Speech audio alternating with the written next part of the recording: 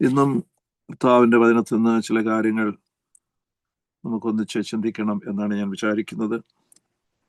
സുവിശേഷത്തിൻ്റെ വ്യാപനത്തെക്കുറിച്ച് നമ്മൾ സാധാരണ ചിന്തിക്കുന്നതിൽ നിന്ന് വ്യത്യസ്തമായ ഒരു ചിന്ത, വ്യത്യസ്തമായ ഒരു വിഷയം ഇന്ന് ഒന്നിച്ച് പങ്കിടണം എന്നാണ് വിചാരിക്കുന്നത്.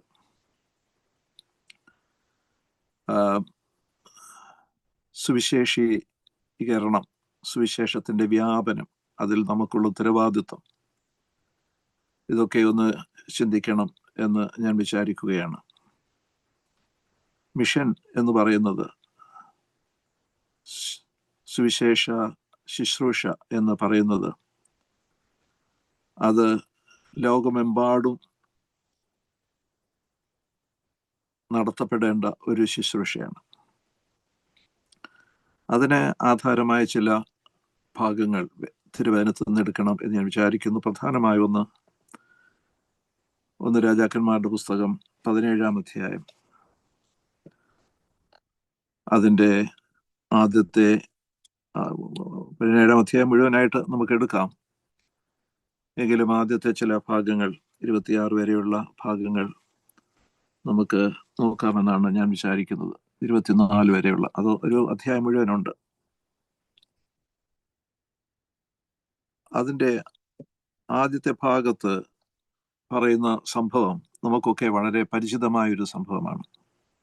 ഏലിയാവിൻ്റെ കഥയാണിത്. ഏലിയാവ് ആഹാബിനോട്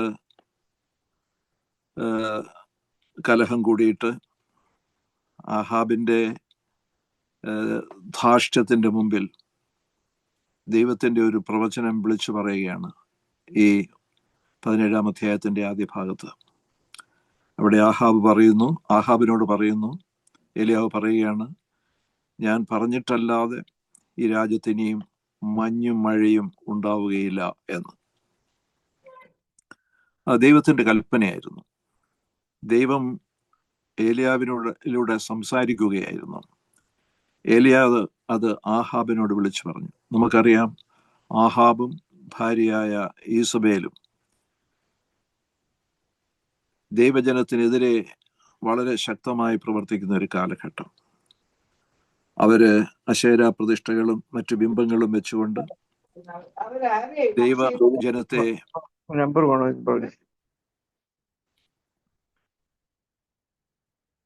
ദൈവസന്നിധിയിൽ നിന്ന് അകറ്റിക്കൊണ്ടുപോകുന്ന ആ സംഭവത്തെ തുടർന്നാണ് ഏലിയാവിനോടുള്ള ആഹാബിൻ്റെയും ഈസബേലിൻ്റെയും കലഹം ആരംഭിക്കുന്നത്. ഒരു തരത്തിൽ ഏലിയാവിനോടുള്ള കലഹമായിരുന്നില്ല, അത് യഹോവയായ ദൈവത്തോട് തന്നെ കാണിച്ച ധാർഷ്ട്യവും അഹങ്കാരവുമായിരുന്നു ആഹാബിൻ്റെയും ഈസബേലിൻ്റെയും. അതുകൊണ്ട് യഹോവയായ ദൈവം ഏലിയാവിനോട് കൽപ്പിച്ചു. ഏലിയാവ് ആഹാബിനോട് പറഞ്ഞു, ഞാൻ കൽപ്പിച്ചിട്ടല്ലാതെ പറഞ്ഞിട്ടല്ലാതെ ഇനിയും ഈ രാജ്യത്ത് മഞ്ഞും മഴയും ഉണ്ടാവുകയില്ല എന്ന്. അതനുസരിച്ച് അന്ന് തന്നെ ആകാശം അടഞ്ഞു എന്ന് വേണം നാം പിന്നീടുള്ള സംഭവങ്ങളിലൂടെ മനസ്സിലാക്കുവാൻ. യഹോവയായ ദൈവം ഏലിയാവിനോട് പറഞ്ഞു, നീ ഈ കാലത്ത് ജീവിക്കുന്നതിന് വേണ്ടി ഇവിടെ നിന്ന് പുറപ്പെട്ട് കിഴക്കോട്ട് ചെന്ന് യോർദാന് കിഴക്കുള്ള കെരീത്ത് തോട്ടിനരികെ ഒളിച്ചിരിക്കാം. തോട്ടിൽ നിന്ന് നീ കുഴിച്ചു കൊള്ളണം. അവിടെ നിനക്ക് ഭക്ഷണം തരേണ്ടതിന് ഞാൻ കാക്കയോട് കൽപ്പിച്ചിരിക്കുന്നു എന്ന് പറഞ്ഞു. ഇതിന്റെ ആദ്യ ഭാഗത്ത് വ്യത്യസ്തമായ 1-2 ചിന്തകൾ നമുക്ക് പങ്കിട്ടതിന് ശേഷം മുമ്പോട്ട് പോകാം എന്നാണ് വിചാരിക്കുന്നത്. ഞാനവിടെ കെരീത്ത് തോട്ടിനരികെ കാക്കയോട് കൽപ്പിച്ചിരിക്കുന്നു. എന്താണ് കൽപ്പിച്ചിരിക്കുന്നത്? അവൻ ചെന്ന് യോർദാന് കിഴക്ക് കെരീത്ത് തോട്ടിനരികെ പാർത്തു. കാക്ക അവന് രാവിലെ അപ്പവും ഇറച്ചിയും വൈകുന്നേരത്ത് അപ്പവും ഇറച്ചിയും കൊണ്ടുവന്ന് കൊടുക്കും. ദൈവത്തിന് സ്തോത്രം. ദൈവത്തിൻ്റെ അത്ഭുതകരമായ പരിപാലനത്തെക്കുറിച്ച് ചിന്തിക്കുമ്പോൾ പലപ്പോഴും നാം ഉദ്ധരിക്കുന്ന അല്ലെങ്കിൽ അനുസ്മരിക്കുന്ന ഒരു വേദഭാഗമാണ് കെരീത്ത് തോട്ടിനരികെ ഇരുന്ന ഏലിയാവിനെ പോറ്റിയ കാക്കയെക്കുറിച്ച്.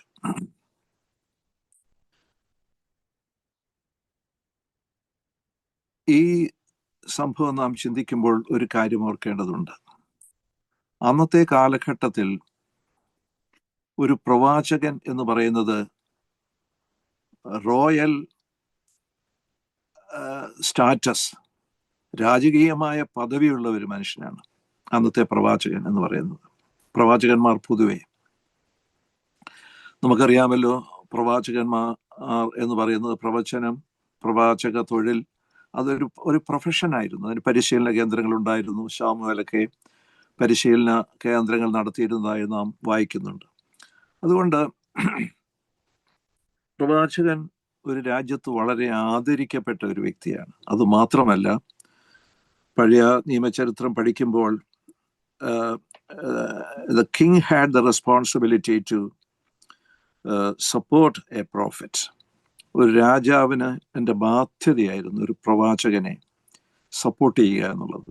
അയാളുടെ ജീവിതകാലത്ത് അയാളുടെ ഭക്ഷണ കാര്യങ്ങളും മറ്റെല്ലാ കാര്യങ്ങളും പ്രൊവൈഡ് ചെയ്യേണ്ടത് രാജാവായിരുന്നു ആ കാലഘട്ടത്തിൽ.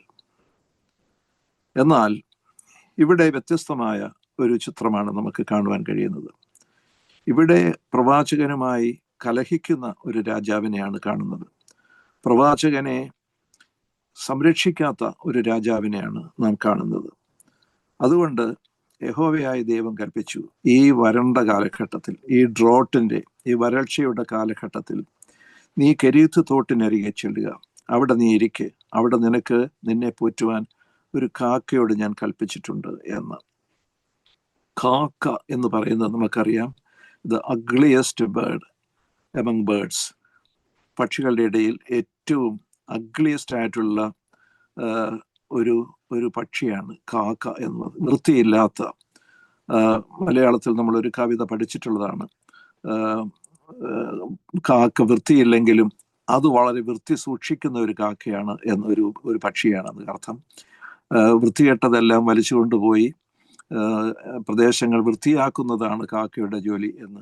അതുകൊണ്ട് കാക്ക വൃത്തിയിട്ട ഒരു പക്ഷിയാണെങ്കിലും അത് വൃത്തിയാക്കുന്ന ഒരു പക്ഷി കൂടിയായിട്ട് നമുക്ക് കാണാറുണ്ട്. ഏതായാലും ഒരു പ്രവാചകനെ പോറ്റേണ്ടത് ഒരു രാജ്യത്തിൻ്റെ രാജാവാണ്. ഏറ്റവും ഉന്നതമായ ശ്രേണിയിൽ നിൽക്കുന്ന ഒരു ഭരണാധികാരി, രാജാവ്. ആ രാജാവാണ്. It was his duty to provide for a profit. പക്ഷേ അത്തരം ഉന്നതമായ സ്ഥാനത്ത് രാജകീയമായ പദവികളോടുകൂടി ഇരിക്കുന്നയാൾ ആ രംഗത്ത് പരാജയപ്പെടുമ്പോൾ ഒരു പ്രവാചകനെ പോറ്റുവാൻ ദൈവം തിരഞ്ഞെടുത്തത് ഏറ്റവും അഗ്ലിയസ്റ്റ് ആയിട്ടുള്ള ഒരു പക്ഷിയാണ്, ഏറ്റവും വൃത്തിഹീനമായ ഒരു പക്ഷിയാണ്. അപ്പോൾ അതാണ് ദൈവം നമ്മെ പഠിപ്പിക്കുന്ന ഒരു കാര്യം. വാസ്തവത്തിൽ ശ്രേഷ്ഠ ഭാഗത്തു നിന്ന്, ഉന്നതമായ ഭാഗത്തു നിന്ന് നമുക്ക് സഹായം ലഭിച്ചില്ലെങ്കിൽ ഏറ്റവും താഴെ തട്ടിൽ നിന്ന് ദൈവം നമുക്കൊരു സഹായം അയക്കും എന്നുള്ളതാണ്. നമ്മളെപ്പോഴും അത് ഓർക്കേണ്ട ഒരു കാര്യമാണ്. നമ്മളെപ്പോഴും സഹായത്തിന് വേണ്ടി നോക്കുന്നത് വലിയ ആളുകളെയാണ്. വലിയ ആളുകളെ നോക്കി അവരുടെ സഹായം ലഭിച്ച് അങ്ങനെ കാര്യങ്ങൾ നടത്തുവാൻ ആഗ്രഹിക്കുന്നവരാണ് നമ്മൾ. എന്നാൽ ദൈവം പ്രവർത്തിക്കുന്നത് തികച്ചും വ്യത്യസ്തമാണ്. അവിടുന്ന് നമുക്ക് സഹായം ലഭിക്കുന്നില്ലെങ്കിൽ, ഉന്നതമായ പദവികളിൽ നിന്ന് നമുക്ക് സഹായം ലഭിക്കുന്നില്ലെങ്കിൽ, ദൈവം നമുക്ക് സഹായം ഒരുക്കിയിരിക്കുന്നത് ഏറ്റവും നീചമായ ഭാഗത്തു നിന്ന്, ഏറ്റവും താണ അവസ്ഥയിൽ നിന്ന് ആയിരിക്കും എന്നുള്ള ഒരു വലിയ സത്യം യഹോവയായ ദൈവം ഇവിടെ നമ്മെ പഠിപ്പിക്കുകയാണ്. ഞാൻ എൻ്റെ ജീവിതത്തിൻ്റെ അനുഭവം ഓർക്കുകയായിരുന്നു. ഞാൻ നിങ്ങളോട് ഷെയർ ചെയ്തിട്ടുള്ളതാണ്, പറഞ്ഞിട്ടുണ്ടല്ലോ. 20 വർഷം എൻ്റെ പെൻഷൻ കിട്ടാതെ, UGC പെൻഷൻ കിട്ടാതെ അത് തടഞ്ഞു വെച്ചിരുന്നു. അതിനുവേണ്ടി ഞാൻ കാണാവുന്ന എല്ലാവരെയും കാണും. ഞാൻ ഏറ്റവും അവസാനം സംസ്ഥാനത്തിൻ്റെ ഏറ്റവും ഉന്നതനായിട്ടുള്ള അധികാരിയാണ് കണ്ടത്. അന്ന് ഉമ്മൻചാണ്ടി മുഖ്യമന്ത്രിയായിരുന്നു. എൻ്റെ സ്നേഹിതനായിരുന്നു ഉമ്മൻചാണ്ടി. ബാലജനസഖ്യ കാലം മുതൽ ഞങ്ങൾ സ്നേഹിതരായിരുന്നു. അതുകൊണ്ട് ഉമ്മൻചാണ്ടിയെ പോയി കണ്ടു. അതാണല്ലോ ഒരു സംസ്ഥാനത്തിൻ്റെ ഏറ്റവും വലിയ ഭരണാധികാരി. അദ്ദേഹത്തെ പോയി കണ്ടു. പക്ഷേ ഒന്നും സംഭവിച്ചില്ല. കോശിയുടെ എല്ലാ പ്രശ്നങ്ങളും തീർക്കണം എന്ന് പൊളിറ്റിക്കൽ സെക്രട്ടറിയോടും മറ്റുള്ളവരോടും ഒക്കെ വളരെ കർശനമായി അദ്ദേഹം ആജ്ഞ കൊടുത്തു. പക്ഷേ താഴെ തട്ടിലുള്ളവർ ഒന്നും അത് വേണ്ട പോലെ കൈകാര്യം ചെയ്യാതെ പോയതുകൊണ്ട് എനിക്കത് നടന്നില്ല. അങ്ങനെ അത് ആ പെൻഷൻ എന്ന് പറയുന്ന സങ്കല്പം പോലും റൈറ്റ് ഓഫ് ചെയ്യാം എന്ന് ഞാൻ തീരുമാനിച്ചു. അങ്ങനെ ഇരിക്കുമ്പോഴാണ് ഒരു സാധാരണക്കാരനായ ഒരു സുവിശേഷകൻ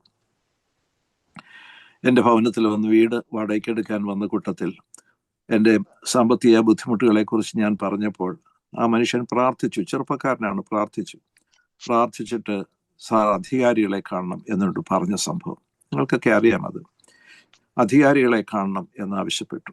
ഞാൻ പറഞ്ഞു, ഞാൻ ഈ ഏത് അധികാരിയെ കാണുന്നത്? ഈ സംസ്ഥാനത്തിന്റെ ഏറ്റവും വലിയ അധികാരിയെ ഞാൻ കണ്ടിട്ട് നടക്കാത്ത ഒരു കാര്യമാണ്. ഇനി അധികാരികളെ എവിടെ കാണണം എന്ന് ചോദിച്ചു. അങ്ങനെയാണ് അവസാനം വിദ്യാഭ്യാസ മന്ത്രിയെ കാണാനുള്ള ഒരു സാഹചര്യം ഉണ്ടായത്. അന്നത്തെ അബ്ദുൾ റബ്ബ് എന്ന് പറയുന്ന വിദ്യാഭ്യാസ മന്ത്രിയെ കണ്ടു.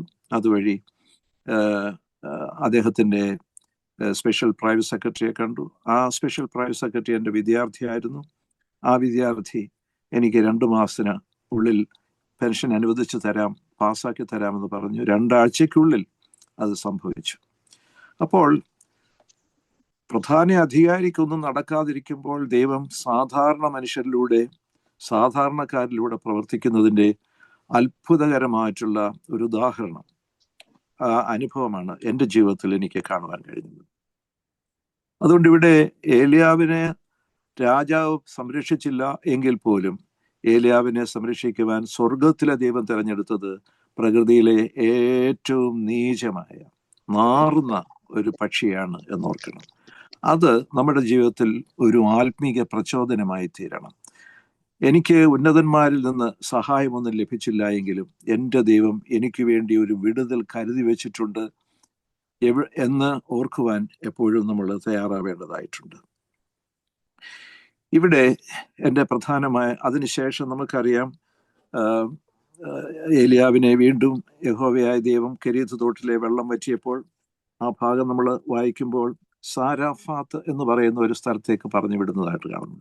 സാരഫാത്ത് എന്ന് പറയുന്നത് ഇന്നത്തെ ആധുനിക ലെബനൻ എന്ന് പറയുന്ന സ്ഥലമാണ്. ഇപ്പോൾ യുദ്ധ വാർത്തകളിലൊക്കെ നിറഞ്ഞു നിൽക്കുന്ന ഒരു പ്രദേശമാണല്ലോ ലെബനൻ എന്ന് പറയുന്ന പ്രദേശം.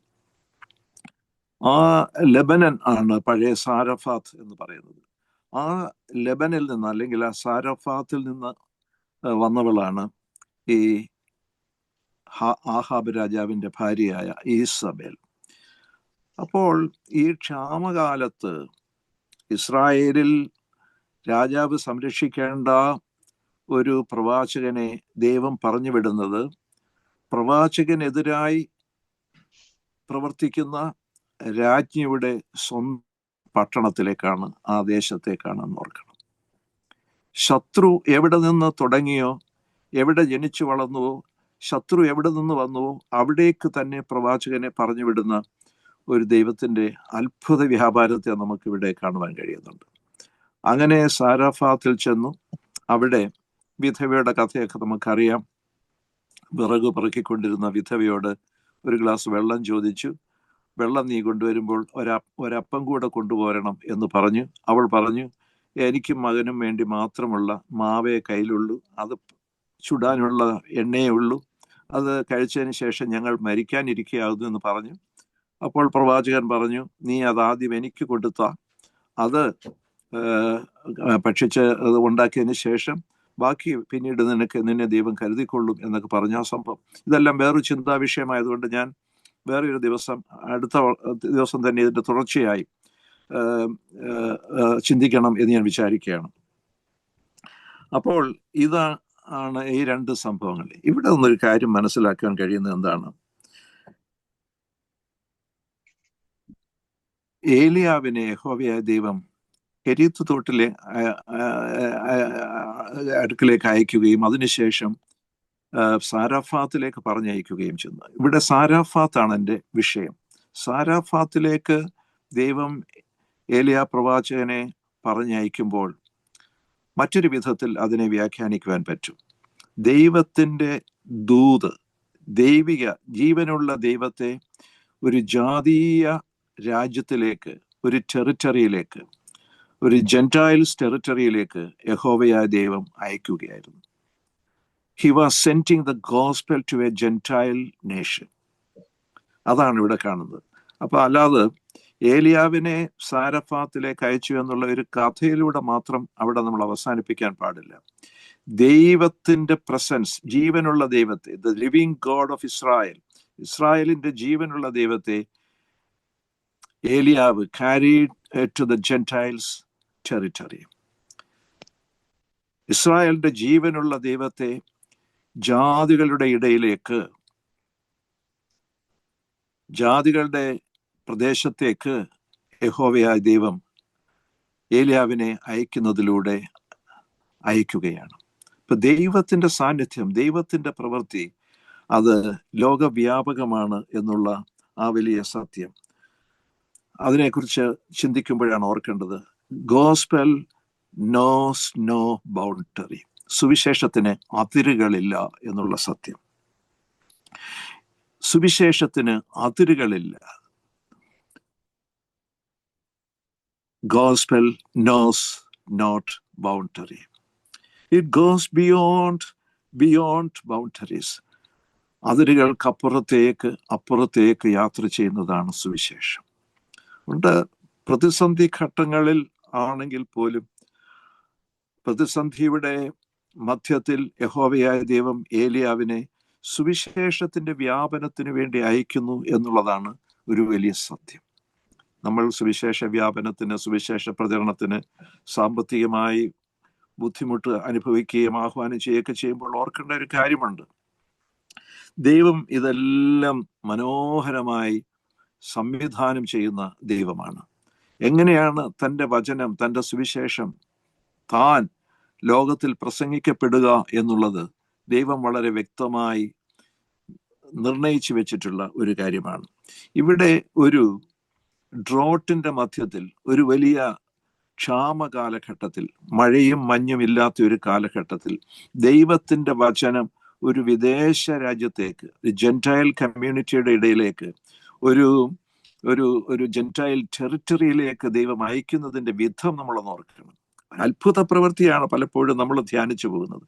എന്നാൽ അതിൻ്റെ ഉള്ളിലുള്ള ദൈവികമായ വ്യാപനം, ദൈവ സന്ദേശത്തിന്റെ വ്യാപനം, സുവിശേഷത്തിന്റെ വ്യാപനം പലപ്പോഴും നാം മറന്നുപോകുന്നു. അതുകൊണ്ട് ആണ് ഞാനിവിടെ പറഞ്ഞത് ഇറ്റ് ഗോസ് ബിയോണ്ട് ടെറിട്ടറി. ഗലീലയ്ക്കപ്പുറത്തേക്ക്, യഹൂദയ്ക്കപ്പുറത്തേക്ക്, നമുക്കറിയാം ഏലിയ പ്രവാചകൻ, ആഹാബ് രാജാവ് യെരുശലേമിന്റെ രാജാവായിരുന്നു. 2 രാജ്യങ്ങളുണ്ടായിരുന്നല്ലോ, യെരുശലേമും യഹൂദയുമാണ്. അതിൽ യെരുശലേമിന്റെ രാജാവായിരുന്നു ഈ ആഹാബ് രാജാവ്.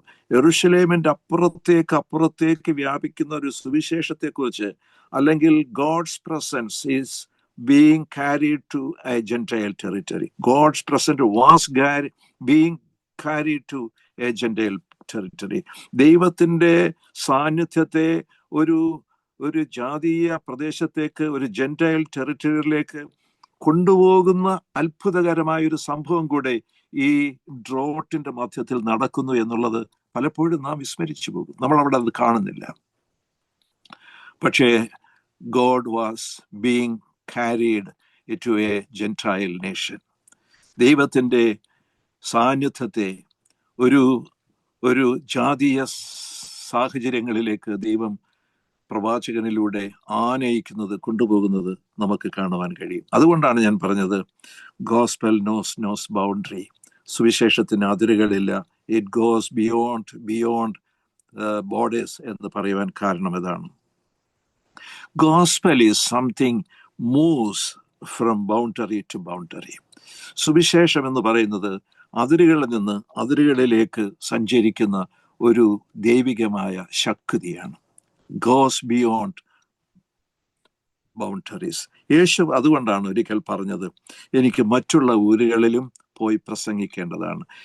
തൻ്റെ ഗ്രാമത്തിൽ മാത്രമല്ല യേശുവിൻ്റെ സുവിശേഷം പ്രചരിക്കേണ്ടത്. അതുകൊണ്ടാണ് യേശു പറഞ്ഞത്, എനിക്ക് മറ്റുള്ള ഊരുകളിലും പോയി പ്രസംഗിക്കേണ്ടതുണ്ട് എന്ന്. യേശു കർത്താവാണ് അവസാനം പറഞ്ഞത്, നിങ്ങൾ ഭൂമിയുടെ അറ്റത്തോളം പോയി സകല ജാതികളെയും എൻ്റെ ശിഷ്യരാക്കിക്കൊള്ളുകയും. Go and spell even to the end of the world. ലോകത്തിൻ്റെ അറ്റത്തോളം ചെന്ന് എൻ്റെ സുവിശേഷം നിങ്ങൾ അറിയിക്കണം. അപ്പോൾ it goes beyond ബോർഡേഴ്സ്. അതങ്ങനെ പോയി അതിരുകളില്ലാതെ സഞ്ചരിക്കുന്ന ഒന്നായിട്ട് സുവിശേഷത്തെ യേശു കർത്താവ് നമ്മളെ ഓർപ്പിക്കുന്നുണ്ട്. യേശു ആ സത്യം നമ്മളെ പഠിപ്പിക്കുമ്പോൾ നമുക്ക് മുമ്പോട്ട് പോകാം. Jesus knew not boundary. യേശു കർത്താവും അതിരുകളെ ലംഘിച്ചവനാണ്. സാരാഫാത്തിലെ വിധവയുടെ അടുക്കലേക്ക് ഒരു ജെന്റൈൽ നേഷനിലേക്ക് പ്രവാചകനെ പോറ്റുവാൻ ഒരു വിധവയായ സ്ത്രീയെ ദൈവം കരുതി എന്ന് ചിന്തിച്ച് നമ്മൾ അവസാനിപ്പിക്കുമ്പോൾ ഓർക്കേണ്ട ഒരു കാര്യം, ഒരു ജെന്റൈൽ നേഷനിലേക്ക് ദൈവത്തിന്റെ അത്ഭുതത്തെ പ്രവാചകൻ കൊണ്ടുപോവുകയായിരുന്നു എന്നുള്ളതാണ്. ജീവനുള്ള ദൈവത്തെ ഒരു അന്യദേശത്തേക്ക് കൊണ്ടുപോവുകയായിരുന്നു എന്നുള്ളതാണ്. അതിരുകൾ ലംഘിച്ചു പോകുന്ന സുവിശേഷം, അതിരുകൾ ലംഘിച്ചു പോകുന്ന സുവിശേഷം. യേശു കർത്താവിന്റെ ജീവിതത്തിൽ യേശു കർത്താവും അതിരുകൾ ലംഘിച്ചവനാണ്, നമുക്കറിയാം. He broke all the boundaries to meet, to save somebody. ആരെങ്കിലും ഒരാളെ കണ്ടെത്തുവാൻ, ആരെങ്കിലും ഒരാളെ രക്ഷപ്പെടുത്തുവാൻ യേശു കർത്താവ് എല്ലാ അതിരുകളും വിട്ടതായിട്ടാണ് നമുക്ക് കാണുവാൻ കഴിയുന്നത്. He broke the boundary to meet a Samaritan lady. He broke the boundary to meet a Canaanite woman. ഒരു ശമരിയാക്കാരിയെ കണ്ടെത്തുവാൻ അതിരുകൾ വിട്ടുപോയ യേശു, ഒരു കനാന്യ സ്ത്രീയെ കണ്ടെത്തുവാൻ അതിരുകൾ വിട്ടുപോയ യേശു. He went to Tyre, he went to Sidon to meet somebody, to save somebody. സീദോന്റെയും സീദോന്റെയും അതിരുകൾ ലംഘിച്ചു പോയവനായ യേശു. നമുക്കറിയാം, ഗലീലയ്ക്ക് 50 മൈൽ വടക്കുള്ള ഒരു പ്രദേശമാണ് ഈ ടയർ, സീദോൻ എന്നൊക്കെ പറയുന്ന പ്രദേശം. ആ പ്രദേശമൊക്കെ ആ കാലഘട്ടത്തിൽ വലിയ ടയറൊക്കെ ആ കാലഘട്ടത്തിലെ ഏറ്റവും വലിയ തുറമുഖ നഗരങ്ങളാണ്. ആ നഗരത്തിൽ വരെ യേശു കർത്താവ് പോയിട്ടുണ്ട് എന്നാണ്. അതുകൊണ്ടാണ് യേശു കർത്താവ് 50 മൈലിന് ചുറ്റളവിൽ മാത്രമേ സഞ്ചരിച്ചിട്ടുള്ളൂ എന്ന് പറയുന്നത്. യേശു സഞ്ചരിച്ച ഏറ്റവും മാക്സിമം റൂട്ട് എന്ന് പറയുന്നത് ഇതായിരുന്നു, ടു ടയർ ആൻഡ് സിദോൻ. ഈ സിദോനിലേക്കും ടയറിലേക്കുമുള്ള യാത്രയാണ് യേശു ചെയ്ത ഏറ്റവും ദീർഘമായ യാത്ര, 50 മൈൽ. എന്തിനു വേണ്ടി അവിടെ യാത്ര ചെയ്ത്? അവിടെ ഒരു കനാന്യ സ്ത്രീയെ കണ്ടെത്തുവാൻ യേശു കർത്താവ് പോയി എന്നാണ് പറയുന്നത്. So he broke the border between Israel and Tyre or Sidon to meet or save a Canaanite lady. അവളുടെ മകളെ രക്ഷപ്പെടുത്താനാണ്. ഞാനൊരു ലേഖനത്തിൽ എഴുതിയിട്ടുണ്ട്, യേശു കർത്താവ് അവിടെ ചെന്നപ്പോൾ കനാന്യ സ്ത്രീയെ കണ്ടു, അവളുടെ പരാതി കേട്ടു എന്നാണ് നമ്മൾ വേദപുസ്തകത്തിൽ വായിക്കുന്നത്. ഞാൻ ആ ലേഖനത്തിൽ എഴുതിയിരിക്കുന്നത് അങ്ങനെയല്ല. യേശു യെരൂശലേമിൽ ഗലീലയിൽ നിൽക്കുമ്പോൾ തന്നെ ഒരു ശബ്ദം കേട്ടു, ഒരു കനാന്യ സ്ത്രീയുടെ നിലവിളി കേട്ടിട്ട് ആ നിലവിളിയെ ലക്ഷ്യമാക്കി യേശു കർത്താവ് യാത്ര ചെയ്തു എന്നാണ് ഞാൻ ആ ലേഖനത്തിൽ പറഞ്ഞത്. ദൂരവേ നമ്മുടെ നിലവിളി കേൾക്കുന്ന ഒരു കർത്താവാണല്ലോ നമ്മുടെ കർത്താവ്. അതുകൊണ്ട് കനാന്യ സ്ത്രീ ഈ സോറിലായിരിക്കും അവൾ. അവിടെ നിന്ന് കരയുന്ന, അവളുടെ കുഞ്ഞിന് വേണ്ടി കരയുന്ന ആ കരച്ചിൽ എൻ്റെ യേശുവിൻ്റെ കാതുകളിൽ എത്തിയിട്ടുണ്ട്. അതുകൊണ്ടാണ് അവൻ 50 മൈൽ നടന്ന് ആ സ്ത്രീയെ കാണുവാനായി യാത്ര ചെയ്തത് എന്ന് ഞാൻ ആ ലേഖനത്തിൽ കുറിച്ചിട്ടുണ്ട്. പ്രിയപ്പെട്ടവരെ, ഹി ബ്രോക്ക് ദ ബോർഡേഴ്സ്. യേശു കർത്താവ് അതിരുകൾ ലംഘിച്ചു പോയവനാണ്. നമുക്കറിയാം, ഒരു യഹൂദ റബ്ബായിക്ക്, യഹൂദ ഗുരുവിന് ഒരിക്കലും ജാതികളുടെ ഇടയിലേക്ക് പോകുവാൻ, അതിരുകൾ ലംഘിക്കുവാനുള്ള അവകാശം ഉണ്ടായിരുന്നില്ല. ഇവിടെ ഏലിയാവിനെ ദൈവം ജാതികളുടെ അടുക്കലേക്ക് അയക്കുകയാണ്.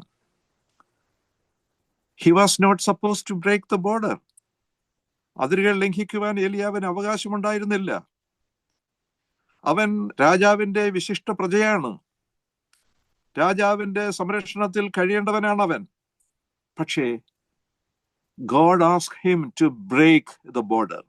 ദൈവം അവനോട് കൽപ്പിക്കുകയാണ്, നീ അതിരുകൾ ലംഘിച്ചു പൊയ്ക്കൊള്ളൂ, ജാതികളുടെ ഇടയിലേക്ക് നീ പൊയ്ക്കൊള്ളൂ, സാരാഫാത്തിലേക്ക് നീ പൊയ്ക്കൊള്ളൂ, വിധവയുടെ അടുക്കലേക്ക് നീ പൊയ്ക്കൊള്ളൂ. യേശു കർത്താവും അത് തന്നെയാണ് ചെയ്തത്.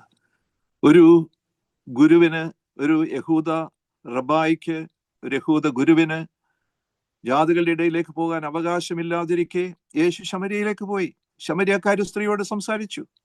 ശമര്യ പട്ടണത്തെ കർത്താവിന് വേണ്ടി നേടി. അവൻ കനാന്യ സ്ത്രീയുടെ അടുക്കിലേക്ക് പോയി. കനാന്യരുടെ ഇടയിൽ കർത്താവിന്റെ സാക്ഷ്യം വഹിക്കുവാൻ കഴിഞ്ഞു.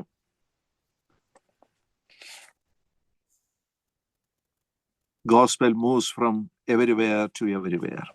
എല്ലായിടത്തേക്കും വ്യാപിക്കുന്ന ഒരു സുവിശേഷത്തിന്റെ ചിത്രമാണ് ഇവിടെ നമുക്ക് പറയാൻ പറ്റുന്നത്. യേശു 70 പേരോട് പറഞ്ഞു, നിങ്ങൾ പോയി ഇസ്രായേലിൽ കാണാതെ പോയ ആടുകളുടെ അടുക്കിലേക്ക് ചെല്ലുവിൻ എന്ന്. ഇസ്രായേലിൽ കാണാതെ പോയ ആടുകളുടെ അടുക്കിലേക്ക് ചെല്ലുവാനാണ് യേശു 70 പേരെ പറഞ്ഞു വിട്ടത്. നിങ്ങൾ ജാതികളുടെ അടുക്കൽ പോകാൻ യേശു കർത്താവ് പറഞ്ഞില്ല. അതെന്തുകൊണ്ടാണ്? ഇസ്രായേലിൽ കാണാതെ പോയ ആടുകളുടെ അടുക്കിലേക്ക് പോയാൽ മതി എന്ന് ശിഷ്യന്മാരോട് പറയുവാൻ 70 പേരോട് പറയുവാൻ കാരണം, ജാതികൾക്ക് രക്ഷയുണ്ട് എന്നുള്ള ആ ദൈവികമായ മർമ്മം യഹൂദ ജനതയ്ക്ക് ആ കാലഘട്ടത്തിൽ മനസ്സിലാക്കുവാൻ കഴിഞ്ഞിരുന്നില്ല. പൗലോസിന്റെ കാലം വരെ. പൗലോസ് കൊലോസ്യ ലേഖനത്തിൽ എഴുതുമ്പോൾ ജാതികൾക്ക് കർത്താവിനെ വെളിപ്പെടുത്തി കൊടുക്കണമെന്നുള്ള അതൊരു മർമ്മമായി തിരിച്ചറിയുന്നതുണ്ട്. 1-ാം അധ്യായത്തിൽ നാം വായിച്ചു വരുമ്പോൾ 26-ാം അധ്യായം 27-ാം വാക്യത്തിലൊക്കെ നാം കാണുന്നുണ്ട്. ജാതികൾക്ക് ക്രിസ്തുവിനെ വെളിപ്പെടുത്തി കൊടുക്കുക എന്നുള്ളതൊരു മർമ്മമായിരുന്നു. ക്രിസ്തു നമ്മളിൽ ഇരിക്കുന്നു എന്നുള്ള മർമ്മം ജാതികൾക്ക് വെളിപ്പെടുത്തി കൊടുക്കണമെന്നുള്ള ആ വലിയ സത്യം പൗലോസിന് സ്വർഗം വെളിപ്പെടുത്തി കൊടുക്കുന്നതാണ് നമ്മൾ കാണുന്നത്.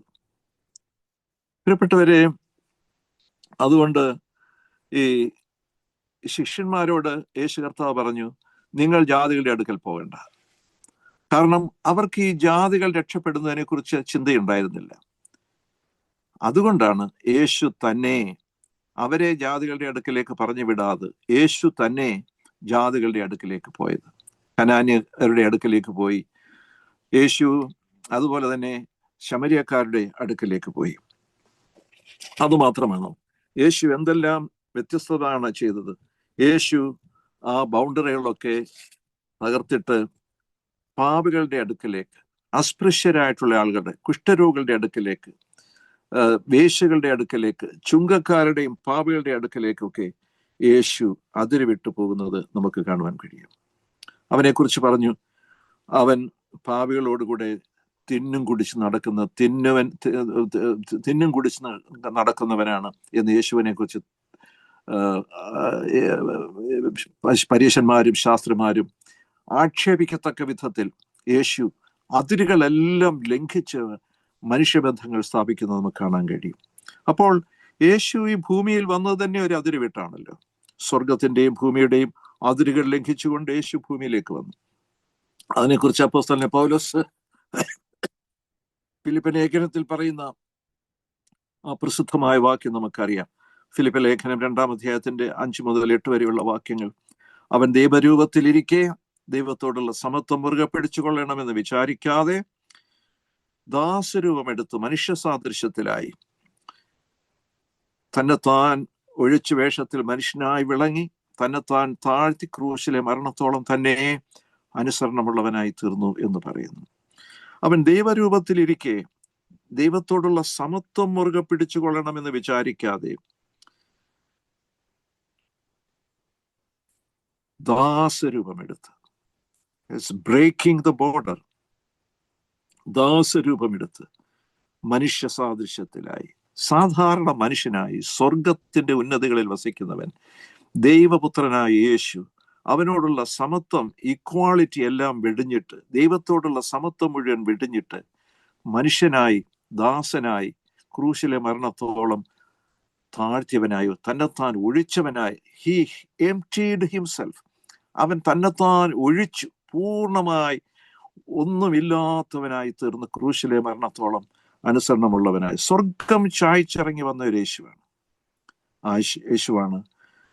ആ യേശുവിന്റെ സുവിശേഷമാണ് അതുപോലെ അതിരുകളില്ലാതെ സഞ്ചരിക്കുന്നത്. പാപികളോടുകൂടി അവൻ തിന്നുകുടിച്ചു. അവൻ അതിര് വിട്ടത് കൊണ്ടാണല്ലോ പലരും രക്ഷപ്പെട്ടത്. നിങ്ങളിൽ പലരും രക്ഷപ്പെട്ടത് അവൻ അതിരുകൾ വിട്ടത് കൊണ്ടാണ്. എനിക്കൊരു കാര്യം സാക്ഷിക്കാൻ പറ്റും, യേശു അതിര് വിട്ടു വന്നത് കൊണ്ടാണ് ഞാൻ രക്ഷപ്പെട്ടത്. അല്ലെങ്കിൽ ഞാൻ രക്ഷപ്പെടുമായിരുന്നില്ല. ഞാൻ നിങ്ങളോട് സാക്ഷിച്ചിട്ടുള്ളതാണ്. ഞാൻ ഈ രാഷ്ട്രീയക്കാരനായി ജീവിച്ച കാലഘട്ടത്തിൽ ജയിലിൽ കിടന്ന് ഗോതമ്പുണ്ട് തിന്ന് കിടന്നവൻ, തെരുവീതിയിൽ കിടന്ന് തൊണ്ടകാറി രാഷ്ട്രീയത്തിന് വേണ്ടി പ്രസംഗിച്ചവൻ, കോടതികളിൽ ഒന്നാം പ്രതിയായി കയറി നിന്ന് കേസ് പറഞ്ഞവൻ, നാടകത്തിന്റെ സ്റ്റേജുകളിൽ അഭിനയിച്ചവൻ, ഗ്രീൻ റൂമിൽ ഇരുന്ന് മേയ്ക്കപ്പെട്ടവന്, അവിടെ എല്ലാം എൻ്റെ യേശു അതിര് ലംഘിച്ച് എൻ്റെ അടുക്കൽ വന്നു എന്ന് വിശ്വസിക്കുന്നവനാണ് ഞാൻ.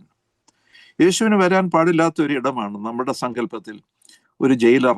പക്ഷേ he came there to meet me. ഒരു കോടതിയിലെ പ്രതിക്കൂട്ടിൽ യേശു വരാൻ പാടില്ലാത്തതാണ്. But he came to there to meet me. നാടകത്തിന്റെ ഗ്രീൻ റൂമിൽ യേശുവിന് എന്ത് സ്ഥാനം? But he came there to meet me, to save me. നാടകവേദിയിൽ ഞാൻ അഭിനയിക്കുമ്പോഴും നീ ഇവിടെ അഭിനയിക്കേണ്ടവരല്ല, നിന്റെ വേദി ഇതല്ല എന്ന് പറഞ്ഞ് യേശുവിന്റെ അടുക്കൽ വന്നതാണ്. He broke all the borders to meet me. എല്ലാ അതിരുകളും ലംഘിച്ച് എന്നെ രക്ഷിക്കുവാൻ വന്നവനായ ഒരു യേശുവാണ് വാസ്തവത്തിൽ. ഇസ്രായേലിന്റെയും സാരഫാത്തിന്റെയും അതിരുകൾ ലംഘിച്ച ഏലിയാവിനെ പോലെ അതിരുകൾ ലംഘിച്ച് എന്നെ തേടി വന്നവനായ യേശു. ഞാൻ പറഞ്ഞിട്ടുണ്ടല്ലോ, ഫ്രാൻസിസ് തോംസൺ എന്ന് പറയുന്ന പ്രസിദ്ധനായ ഇംഗ്ലീഷ് കവിയുടെ കവിത അനുസ്മരിച്ചുകൊണ്ടാണ് ഞാൻ ആ കാലഘട്ടത്തിൽ ഒരു പാട്ട് എഴുതിയത്. ആ കവിതയിൽ ഇങ്ങനെയാണ്: I fled him down the nights and down the days, I fled him down the arches of the years. അവനെ ഒളിച്ചൊളിച്ച് ഓടി ഓടിപ്പോയി എന്ന് പറയുന്ന ഒരു വേട്ട ഇരയുടെ കഥയാണ് ഫ്രാൻസിസ് തോംസൺ പറയുന്നത്. ഒരു ഇരയെ പിടിക്കുവാൻ ഹൗണ്ട് ഓഫ് ഹെവൻ, സ്വർഗത്തിന്റെ വേട്ടപ്പെട്ടി ഓടി ഓടി നടക്കുന്ന സംഭവം. യേശുവാകുന്ന വേട്ടപ്പെട്ടി ഞാൻ ഒളിച്ച ഇടങ്ങളിലൊക്കെ എന്നെ തേടി വന്ന് അവസാനം അവന്റെ വായ്ക്കുള്ളിൽ എന്നെ ഒതുക്കുന്ന ആ സംഭവം. അതോർത്തുകൊണ്ടാണ് നിന്നെ അറിഞ്ഞിടാതെ പോയ പാതയിൽ നീ എന്നെ തേടി വന്ന സ്നേഹമോർക്കുമ്പോൾ എന്നാവത് എങ്ങനെ മിണ്ടാതിരുന്നിടും, സ്തോത്രയാഗമെന്നും അർപ്പിച്ചിടും എന്നുള്ള ആ പാട്ട്. ദൈവമേ നിനക്ക് സ്തോത്രം പാടിടും, 1000 സ്തുതികൾ ഞാൻ കരയേറ്റിടും എന്ന പാട്ട് ഞാൻ എഴുതിയത്. He came after me, he raced after me to save me. എന്നെ രക്ഷിക്കുവാൻ അവൻ അതിരുകൾ വിട്ട്, ഞാൻ പോയ ഇടങ്ങളിൽ പാപത്തിന്റെ വഴികളിലെല്ലാം അതിരുകൾ വിട്ടുവന്ന് എൻ്റെ യേശു എന്നെ രക്ഷിച്ചു. Elijah broke the border of Samaria and Zarephath. അതിരുകൾ വിട്ടാൽ മാത്രമേ പാപികളെ രക്ഷിക്കുവാൻ കഴിയുള്ളൂ. യേശു അതിര് വിട്ടു പാപിയെ രക്ഷിക്കുവാൻ ഈ ഭൂമിയിൽ വന്നു, നമുക്കറിയാം.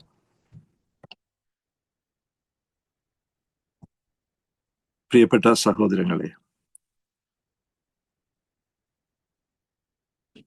ദൈവത്തിന്റെ സുവിശേഷം ആരംഭിക്കുന്നത്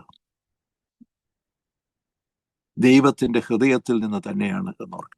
എന്നെയും നിന്നെയും രക്ഷിക്കുവാൻ ഉള്ള അവന്റെ സുവിശേഷം, ജീവന്റെ സുവിശേഷം, it starts its march from the heart of God.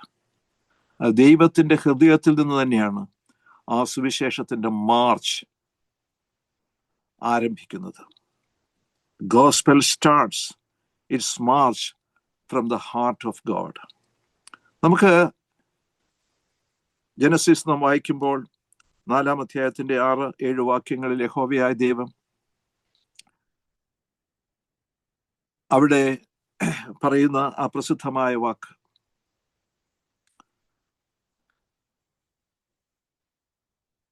എന്താണ് അവിടെ പറയുന്നത്? പാപം നിന്റെ വാതിക്കൽ കിടക്കുന്നു. നമുക്ക് ആ ഭാഗം ഒന്ന് എടുത്ത് നോക്കാം. ഉൽപ്പത്തി പുസ്തകം 4-ാം അധ്യായത്തിന്റെ 6-7 വാക്യങ്ങൾ.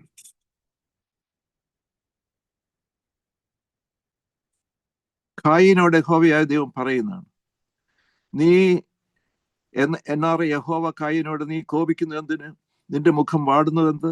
നീ നന്മ ചെയ്യുന്നുവെങ്കിൽ പ്രസാദമുണ്ടാകില്ലോ, നീ നന്മ ചെയ്യുന്നില്ലെങ്കിലോ പാപം വാതുക്കൽ കിടക്കുന്നു, അതിന്റെ ആഗ്രഹം നിങ്കലേക്കാകുന്നു, നീയോ അതിനെ കീഴടക്കണമെന്ന് കൽപ്പിച്ചു. പാപം നിന്റെ വാതുക്കൽ കിടക്കുന്നു, അതിന്റെ ആഗ്രഹം നിന്നെയാണ്.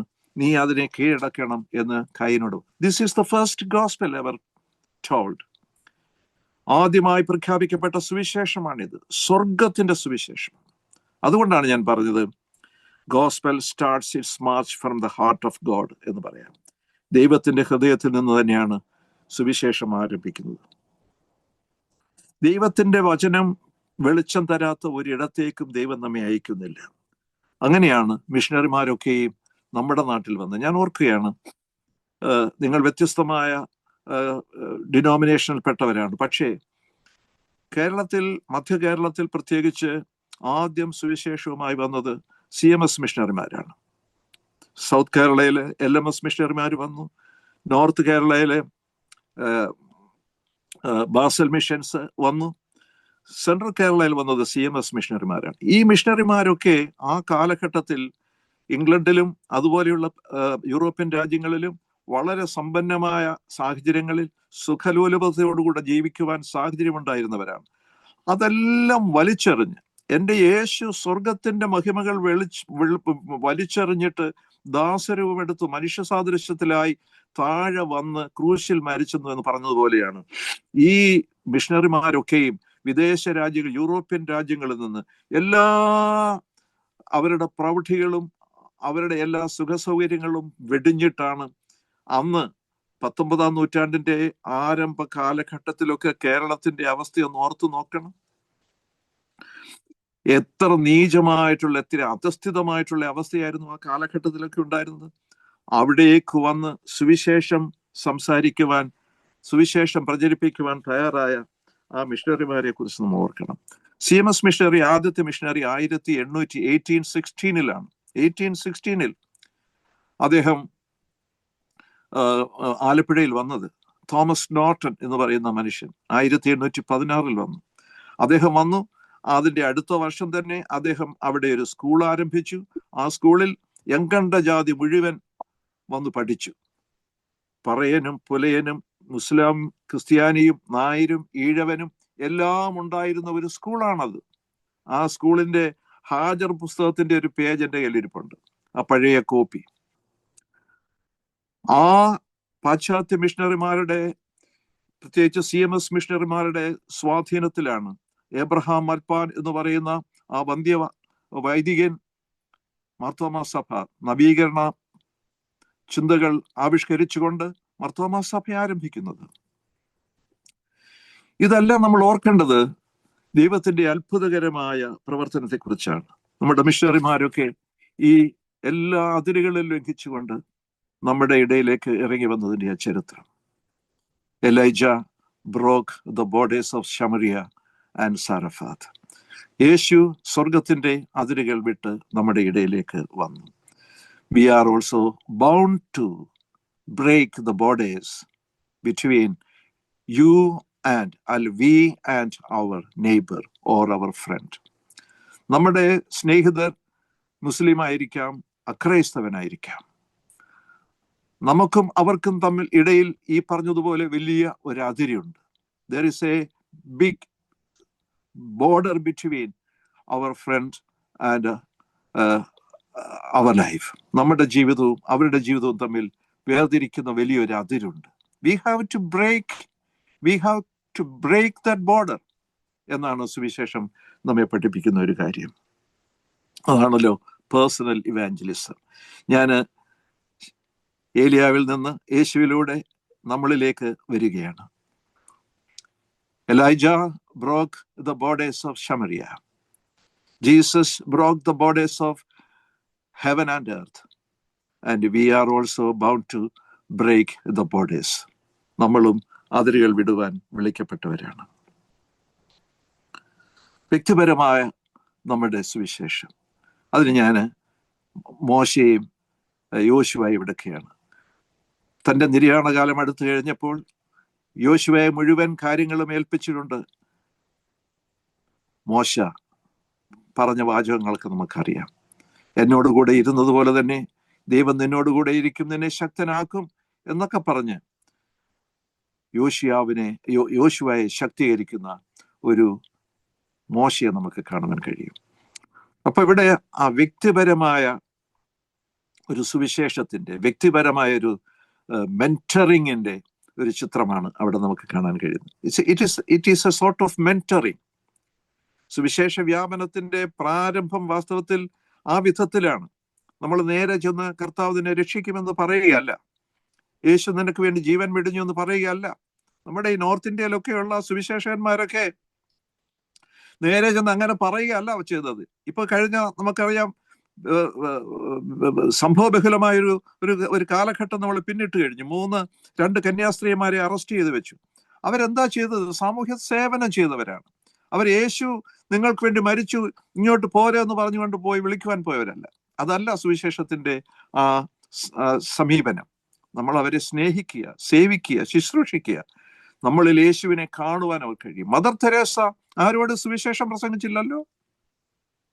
മദർ തെരേസ കുഷ്ഠരോഗികളെ ശുശ്രൂഷിച്ചതിലൂടെ, സമൂഹത്തിൽ വെറുക്കപ്പെട്ടവരെ, അധസ്ഥിതരായിട്ടുള്ളവരെ ശുശ്രൂഷിച്ചതിലൂടെ മദർ തെരേസ യേശുവിനെ വെളിപ്പെടുത്തി കൊടുക്കുകയാണ് ചെയ്തത്. നമ്മളിൽ നിന്നും കർത്താവ് അതാണ് ആഗ്രഹിക്കുന്നത്. അതുകൊണ്ടാണ് മോശ യോശുവയെ മെന്റർ ചെയ്തതുപോലെ we are also called to mentor our human beings, our friends, our co-workers, our neighbors.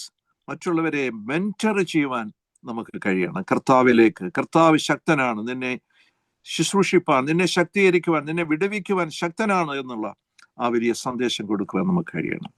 Last ഒരു ചോദ്യം മാത്രം ഞാൻ ചോദിച്ചുണ്ട്. ഒന്നാമത്, Elijah broke the border of Samaria to meet a widow in Zarephath.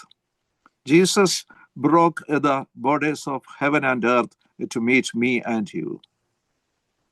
And we are supposed to break the borders of our life. നമ്മുടെ ജീവിതത്തിന്റെ അതിരുകൾ ലംഘിക്കുവാൻ നമ്മളെയും വിളിക്കുന്നു. മോശ യോശുവയെ ദൈവസന്നിധിയിലേക്ക് ആകർഷിച്ചതുപോലെ മറ്റുള്ളവരെ ദൈവസന്നിധിയിലേക്ക് ആകർഷിക്കുവാൻ കർത്താവ് നമ്മളെ നിയോഗിച്ചിരിക്കുന്നു. And who will be your Joshua? നിന്റെ ജോഷുവ ആരാണ് എന്ന് ഈ സന്ധ്യായാമത്തിൽ ഓർക്കുക. ദൈവം അതിന് നമ്മെ തന്റെ പരിശുദ്ധാത്മാവിനാൽ സഹായിക്കുമാറാവട്ടെ. ആമേൻ. Closing song Daisy, Sam, Bini. അങ്ങേ പോലൻ ദൈവമേ ആരുള്ളി ലോകേ, അങ്ങിലല്ലാതെ വേറെയില്ലെന്നാശ്രയം. അങ്ങിൽ മാത്രം ചാരുന്നൻ പ്രാണപ്രിയനേ, അങ്ങു മാത്രമാണെന്നും എന്റെ സർവസ്വം. അങ്ങേ പോലൻ ദൈവമേ ആരുള്ളി ലോകേ, അങ്ങിലല്ലാതെ വേറെയില്ലെന്നാശ്രയം. അങ്ങിൽ മാത്രം ചാരുന്നൻ പ്രാണപ്രിയനേ, അങ്ങു മാത്രമാണെന്നും എന്റെ സർവസ്വം. ആരാധന അങ്ങേക്കാരാധന, എൻ യേശുവേ അങ്ങേക്കാരാധന. ആരാധന അങ്ങേക്കാരാധന, എൻ യേശുവേ അങ്ങേക്കാരാധന.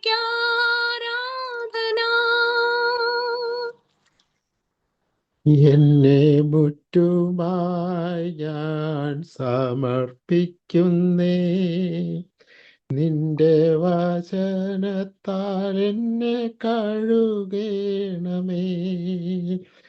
എന്നെ മുറ്റുമായി ഞാൻ സമർപ്പിക്കുന്നേ, നിൻ വചനത്താൽ എന്നെ കഴുകണമേ.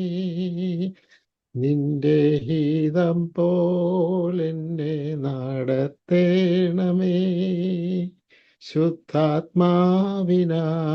എന്നെ നിറയ്ക്കണമേ. ആരാധന അങ്ങേക്കാരാധന എൻ യേശുവേ അങ്ങേക്കാരാധന ആരാധന അങ്ങേക്കാരാധന എൻ യേശുവേ അങ്ങേക്കാരാധന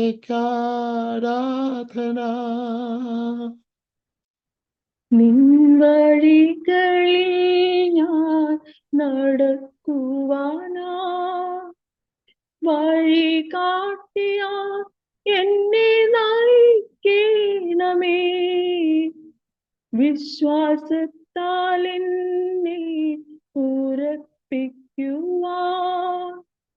ക്രിസ്തു എന്ന പാറയിൽ നിർത്തിയിടണമേ നിൻ വഴിയിൽ ഞാൻ നടക്കുവാനാ വഴി കാട്ടിയാൽ എന്നെ നയിക്കണമേ വിശ്വാസത്തിൽ എന്നെ ഉറപ്പിക്കുവാൻ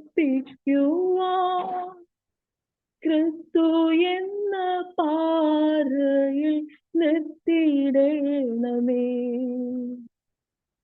ആരാധന അങ്ങേക്കാരാധന എൻ യേശുവേ